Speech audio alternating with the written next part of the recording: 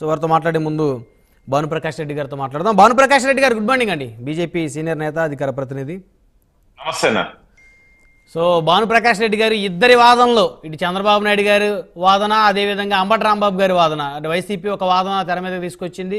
మాకు ఎలాంటి సంబంధం లేదు, ఉద్దేశపూర్వకంగా కుట్రలు చేస్తున్నారు వైసీపీ నేతల మీద కేసులు పెట్టే కుట్రలని. సో ఇక్కడ ముఖ్యమంత్రి గారు కానీ, మంత్రులు కానీ, అదేవిధంగా ఇప్పుడు జనసేన నాయకులు కూడా దీని వెనక కుట్ర కోణం ఖచ్చితంగా దాగి ఉంది, ఉద్దేశపూర్వకంగానే ఈ బోట్ల ప్రమాదం జరిగింది అంటున్నారు. మీరేమంటారు? అన్న, మీకు పేనంటి పెద్దలు శివశంకర్ గారికి, గౌతమ్ గారికి అందరికీ నమస్కారాలు. అసలు వానలతో ప్రజలు వణికిపోతుంటే బురద రాజకీయాలు చేస్తుంది వైసీపీ పార్టీ. ఆ బోటు కొట్టుకొచ్చిందా, కొట్టనిచ్చారా? రెండే అడుగుతున్నాం. కొట్టుకొచ్చిందా, కొట్టనిచ్చారా?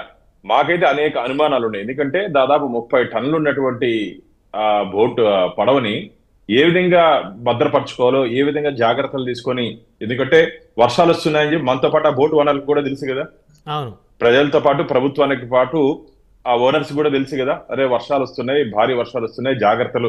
మొదటి హెచ్చరిక, 2 ఆరెంజ్ ఇది ఇస్తారు, ఆరెంజ్, రెడ్ ఇవన్నీ ఇస్తారు కదా. ఇచ్చేటప్పుడు మనకన్నా ముందు వారికి ఎక్కువ అవగాహన ఉంటది, ఏ విధంగా తమ ఆస్తుల్ని కాపాడుకోవాలి, ఏ విధంగా పడవల్ని కాపాడుకోవాలి. మనం చెప్పాల్సిన అవసరం లేదు. వాళ్ళు ఏమి ఎల్కేజీ స్టూడెంట్స్ కాదు. అంటే మెయిన్లీ వాళ్ళ వృత్తి అది కాబట్టి ఖచ్చితంగా వాళ్ళు ఎక్కువ కాన్సంట్రేషన్ చేస్తారు. కాబట్టి ఇవన్నీ మీరు కానీ లోతుగా కానీ పరిశీలించినట్టయితే, అంబటి గారు చెప్పారు ఏదో తాళ్ళతో కట్టడం వచ్చేసింది. అదేమన్నా ఇంట్లో చిన్నప్పుడు మీరు ఆడుకుంటారు చూడు, పేపర్ బోట్స్, అట్లాంటి బోట్లు అనుకుంటారు అంబటి గారు మీరు. పొరపాటున అవి కానీ ఆ 30 టన్ కెపాసిటీ మూడు పడవలు, ఎందుకంటే వరదల్లో ఫోర్స్ ఎట్టుంటుందంటే వాటర్ పెద్ద పెద్ద బస్సులే కొట్టుకోబోతున్నాయి. ఎంత ఆ ఫోర్స్ లో ఆ పడవలు వచ్చిన ఫోర్స్ తో కానీ కొట్టుంటే, ప్రకాశం బ్యారేజ్ కానీ ఏదైనా జరగరాని డ్యామేజ్ జరుగుంటే ఏమైండేదండి ఈ రోజు విజయవాడ పరిస్థితి కానీ, పరిసర లంకగ్రామాల పరిస్థితి ఊహించుకొని ఉంటారా? అంటే దీనికంతా నిర్లక్ష్యం పడవ యజమానులు కాదా? ఈరోజు ఏదో మేము బురద రాజకీయాలు చేస్తున్నామని చెప్పి అధికార పార్టీని, ఎన్డీఏ కూటమిని, తెలుగుదేశాన్ని, జనసేనని, భారతీయ జనతా పార్టీని విమర్శిస్తున్నారే. విమర్శించే ముందు ఎందుకు అక్కడ జాగ్రత్తలు తీసుకోలేదు అన్న ప్రశ్నించలేరా? ఇది మంచిది కాదు. దయచేసి మీరు 5 సంవత్సరాలు అధికారంలో ఉన్నారు, ప్రజలు మిమ్మల్ని పట్టించుకోలేదు, ప్రజలు మిమ్మల్ని చేదరించుకున్నారు, 11 స్థానాలకు మిమ్మల్ని పరిమితం చేశారు. ఇప్పుడు కూడా బుద్ధి రాకుండా ఇంకా ఇష్టం వచ్చినట్టు మాట్లాడితే ఎట్లా చెప్పండి? ఈరోజు దాదాపు 10 రోజులైంది. ఏ విధంగా సహాయ సహకారాలు అందించింది రాష్ట్ర ప్రభుత్వం అంటే వీరికి మంచి కనపడదు. మేము చేసినటువంటి ఎన్డీఏ కూటమి మంచి కనపడతాయి కదా.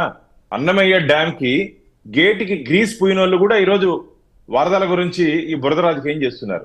సాక్షాత్తు మాజీ ముఖ్యమంత్రి జగన్మోహన్ రెడ్డి గారి సొంత జిల్లాలో అన్నమయ్య డ్యాము ఎందుకు కొట్టుకుపోయింది, ఆ గేట్ ఎందుకు కొట్టుకుపోయింది? గ్రీస్ సక్రంగా పోయలేదయ్యా మీరు, మీ ప్రభుత్వం గ్రీస్ సక్రంగా పోయలేదు. నేను మీ ద్వారా ఒకటే అడుగుతున్నా జగన్మోహన్ రెడ్డి గారిని, 2019 నుంచి 2024 వరకు ఇంకేమి అడగద్దు, మేము అడగం. ఇది 24 గంటల్లో మీరు ఇరిగేషన్ కి ఎక్కడెక్కడ ఏ ప్రాజెక్ట్ ఎంత ఖర్చు పెట్టారో ఒక వైట్ పేపర్ మీ ఆఫీస్ ద్వారా, సాక్షి ద్వారా రిలీజ్ చేయమని చెప్పండి. ప్రజలు అర్థం చేసుకుంటారు మీ ప్రభుత్వం పనితీరు. ఎక్కడ ఏం పెట్టలేదే, గాల్లో తిరిగే సీఎం గాల్లో నుంచి చూస్తున్నాడు. గాల్లో తిరిగే సీఎం గతంలో వరద బాధితుని వెళ్ళి చూసేటప్పుడు రెడ్ కార్పెట్ ఎవరినా మీరు చూసినట్టయితే ఆ క్లిప్పింగ్ ఉంటే చూపించండి అన్న ప్రజలకు దయచేసి. గతంలో జగన్మోహన్ రెడ్డి గారు ముఖ్యమంత్రిగా ఉన్నప్పుడు ఈ వరద బాధితులు చూసేదానికి వెళ్ళినప్పుడు పైన దాని ఏమంటారు, ఒక షామియానా వేసి కార్పెట్ వేసి దాని నుంచి తొంగి చూశాడు. అక్కడి నుంచి అయ్యా అట్లాగా చూడాలంటే ప్రజల్లోకి వెళ్ళి చూస్తే కదా తెలిసేది. ఈరోజు అధికారం దిగాక ఈ రోజు వెళ్ళి వచ్చావు, అధికారం నుంచి దిగాక ఈ రోజు పోయి వెళ్ళి చూసి వచ్చావు నువ్వు. ఇది కాదు, మేము మా ఎన్డీఏ కూటమి చంద్రబాబు నాయుడు గారు కానీ, మేము కానీ, జనసైనికులు కానీ ఏ విధంగా పనిచేస్తున్నా ఒకసారి చూడండి. అంటే నేనేం విమర్శించట్లే, దయచేసి చూసైనా నేర్చుకోండి ఏ విధంగా సహాయ సహకారాలు అందించాలి. ఇప్పటికే మా శివరాజ్ సింగ్ చౌహాన్ గారు కేంద్ర గ్రామీణ అభివృద్ధి మరియు agriculture and rural development minister గారు, వారు కూడా మొన్న వచ్చి ప్రకటించి పర్యటన చేయడం జరిగింది. తద్వారా కేంద్రం నుంచి ఇప్పటికే దాదాపు 3,300 కోట్ల రూపాయలు ఈ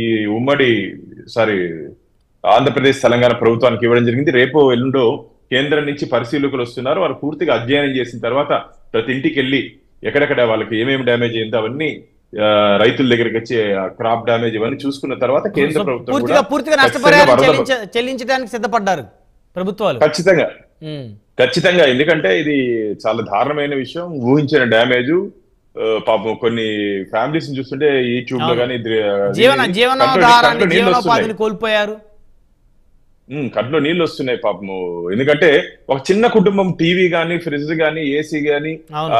టూ వీలర్ గానీ కొనుక్కుంటే అది లైఫ్ టైం అచీవ్మెంట్ వాళ్ళకి. అబ్బా, మళ్ళీ మా ఇంట్లో ఇన్స్టాల్మెంట్స్ ఇవన్నీ లో ఉన్నాయి. కొనుక్కునే అవన్నీ ఫ్యామిలీస్ ఎన్నో పాపము ఉన్నాయి. పాడైపోయాయి కదా, దాన్ని మళ్ళీ రీప్లేస్ చేసుకుంటే వాళ్ళ కష్టం మళ్ళీ 10-15 ఏళ్ళు పడాలా. అవును. కాబట్టి ఇది చాలా దారుణమైన విషయం. ఇది ఇలాంటి టైంలో మానవతా దృక్పథంతో ఆలోచించండి తప్ప బురద రాజకీయాలు చేయొద్దండి అని చెప్పి మీ ద్వారా వైసీపీ నాయకులను కోరుకుంటూ, దీని వెనకాల ఉంటే సూత్రధారులు, పాత్రధారులు, ఈ బోటు వెనకాల ఉంటే సూత్రధారులు, పాత్రధారులు ఖచ్చితంగా మేము బయట పెడతాము, తొందరలోనే బయటపడతారు. మేము ఎవరి మీద కక్ష సాధింపు ధోరణితో పనిచేయము. ఎవరెవరు తప్పు చేశారో వాళ్ళకి ఖచ్చితంగా చట్టం ముందు నిలబెడతాము. తొందరలోనే దీని వెనకాల ఉంటే వ్యక్తులందరినీ చట్టం ముందు నిలబెడతాము. వీళ్ళ మారగా 5 సంవత్సరాల మారగా వైసీపీ సెక్షన్లతో పోలీసుల మీద అధికారం ఉంది కదా అని చెప్పి వాళ్ళు చెప్పిన పేర్లు ఐపీసీ సెక్షన్లు కాకుండా వైసీపీ సెక్షన్ మేము పెట్టము. ఖచ్చితంగా ఐపీసీ సెక్షన్ లో ఏముందో, ఎవరెవరు తప్పు చేశారో వాళ్ళ పేర్లు మాత్రమే పెడతాము. దయచేసి దాన్ని Jaganmohan Reddy party, YCP party నాయకులు అర్థం చేసుకోవాలి. మేము కక్ష సాధింపు ద్వారా మేము పని చేయట్లేదు అని చెప్పి మీ ద్వారా తెలియజేస్తాం. రైట్. మన గౌతమ్ రెడ్డి గారు వైఎస్ఆర్ కాంగ్రెస్ పార్టీ